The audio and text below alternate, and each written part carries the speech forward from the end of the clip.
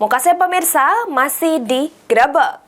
Tim Pitsus Kejati Sumsel geledah kantor Dinas PUPR Banyuasin sama Sekretariat Daerah Banyuasin Unit Kerja Pengaduan Barang Jasa.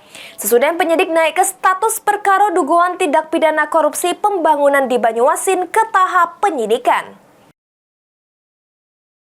Tim penyidik tindak pidana khusus Kejati Sumsel melakukan penggeledahan di dua lokasi penting terkait perkara dugaan tindak pidana korupsi kegiatan pembangunan di Kabupaten Banyuasin yang melibatkan beberapa proyek di Kelurahan Kermat Raya, Kecamatan Talang Kelapo yang mencakup pembangunan kantor lurah, pengecoran jalan RT sama pembuatan saluran gorong-gorong yang dibiayai oleh APBD Sumsel tahun 2023. Penggeledahan tersebut dilakukan di kantor Dinas Pekerjaan Umum dan Penataan Ruang Banyuasin sama di Sekretariat Daerah Banyuasin. Penggeledahan tersebut dilakukan sesudah tim penyidik Pitsus Kejati Sumsel resmi naik ke status perkara dugaan tindak pidana korupsi pembangunan di Banyuasin ke tahap penyidikan.